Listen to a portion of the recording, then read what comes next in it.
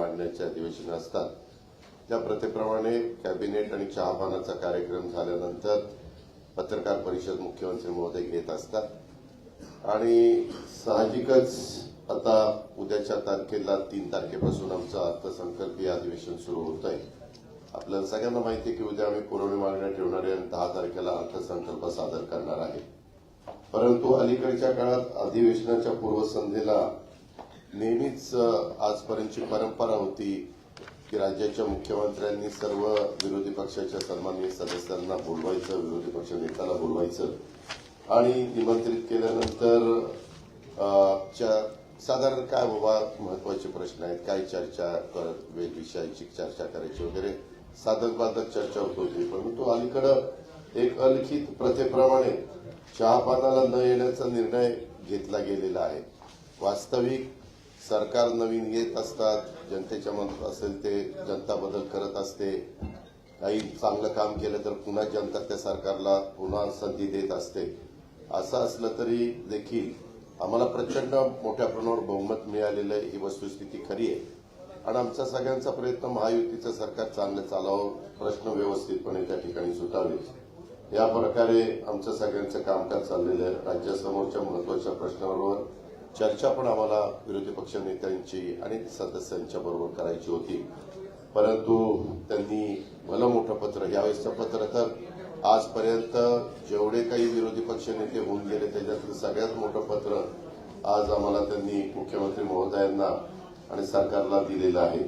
अधिवेशनाच्या पहिल्या दिवशी राज्यपाल महोदय देखील संयुक्त सभागृहाला अभिभाषण सादर करतील आणि नंतर पुरवणी मागण्या, अशा प्रकारचं आमचं ते कामकाज होणार आहे।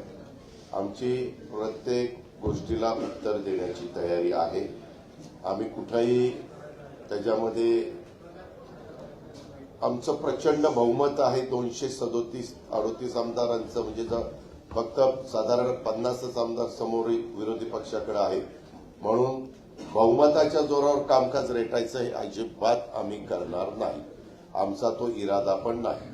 आम्ही त्याच्यामुळे अधिवेशन 4 आठवड्याचं ठेवलेलं आहे।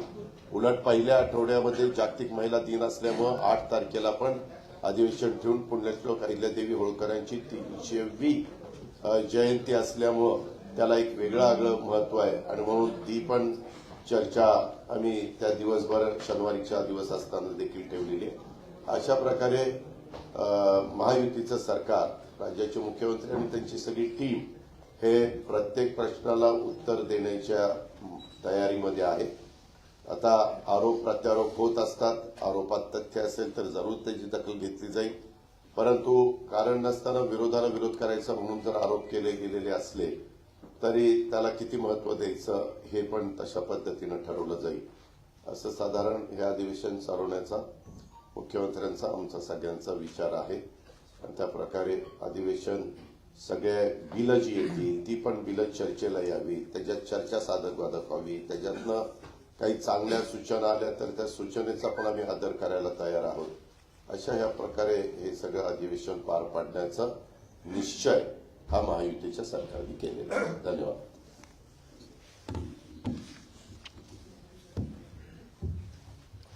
आजच्या पत्रकार परिषदेला उपस्थित राज्याचे मुख्यमंत्री देवेंद्र फडणवीसजी, आमचे उपमुख्यमंत्री अजितदादा, सर्व मंत्रिमंडळातील सहकारी आणि पत्रकार मित्रांनो, उद्यापासून अर्थसंकल्पीय अधिवेशनाला सुरुवात होती आणि या सरकारचं हे महायुती सरकारचं दुसरं अधिवेशन आहे आणि त्यातला हा पहिला अर्थसंकल्प आहे। सरकारची टर्म नवीन असली तरी सुद्धा आमची टीम जुनीच आहे, फक्त आमच्या दोघांच्या खुर्च्यांची बदलाबदल झाली। अजितदादांची मात्र फिक्स आहे, दादाचं बरं तुम्हाला फिक्स ठेवता आले नाही त्याला मी काय करू? पण ठीक आहे, आम्ही आमची रोटेटिंग चेअर आहे, अंडरस्टँडिंग। पण अजितदादा अर्थसंकल्प पुन्हा मांडतील आणि या अर्थसंकल्पात देखील आपण अजितदादा मांडतील, पण विरोधकांचं काय ते काय मांडणार?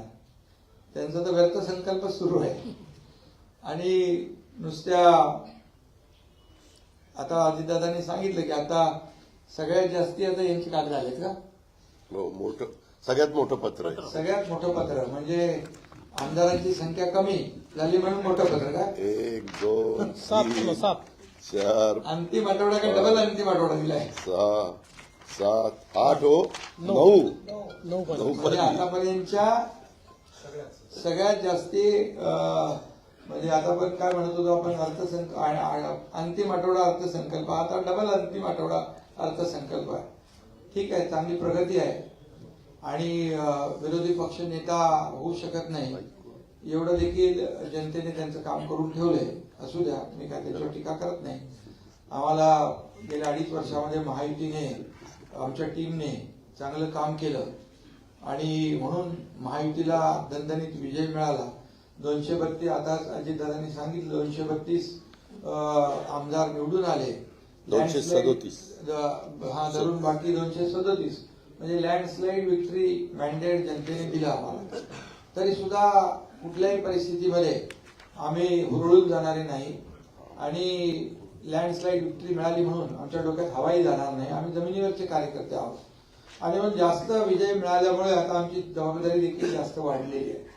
त्यामुळे विरोधी पक्षाने या अधिवेशनामध्ये कामकाजामध्ये भाग घ्यावा, आपल्या महाराष्ट्रातले प्रश्न मांडावे, शेतकऱ्यांचे प्रश्न मांडावे, इतरही काही जे काही मतदारसंघातले प्रश्न मांडावे आणि खऱ्या अर्थाने राज्य सरकार जे काही चांगलं काम करते, चांगले निर्णय घेते, त्याला चांगलं म्हणण्याचा एक मोठेपणा दाखवतील की नाही माहित नाही, पण ठीक आहे, त्यांच्याकडून काय अपेक्षा करणार आपण. पण त्यांना एवढाच आनंद असतो गेल्या अधिवेशनात पण इतरही अधिवेशनामध्ये सभागृहामध्ये कमी आणि पायऱ्यांवर जास्त, आणि तुम्ही ते सगळं दाखवत असता ते बॅनर घेतलेले.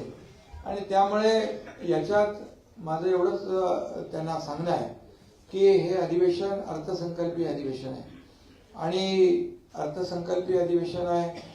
मिळालेला विजय आपल्या समोर आहे, लोकांनी दिलेलं मॅन्डेट आपल्या समोर आहे, लोकांनी आमच्या कामाची पोचपावती दिलेली आहे. देवेंद्रजी जो वेग आम्ही 2.5 वर्षात कामाचा गाठला, पल्ला गाठला, म्हणजे एकीकडे विकास प्रकल्पांना देखील आम्ही चालना दिली. महाविकास आघाडीने बंद पाडलेले प्रकल्प आम्ही सुरू केले, त्याचे काही मी चर्चा करत नाही, पण तुम्हालाच माहित आहे मुंबईतले 4-5 प्रकल्प आपण पाहिले. कोस्टल असेल, अटल सेतू असेल, मेट्रो असेल, कारशेड असेल, असे अनेक प्रकल्प आपण पुढे नेले. बाकी तर खूप मोठ्या प्रमाणावर प्रकल्पांना आपण चालना दिली. सिंचनाचे प्रकल्प जे देवेंद्रजी मुख्यमंत्री होते तेव्हा जलयुक्त शिवार योजना असेल किंवा सिंचनाचे प्रकल्प आहेत ते महाविकास आघाडी सरकार आल्यानंतर त्यांनी बंद पाडले. मी मुख्यमंत्री झाल्यानंतर पुन्हा ते सुरू केले. मग त्या मराठवाडा वॉटर ग्रीड, विदर्भाचे प्रकल्प असतील,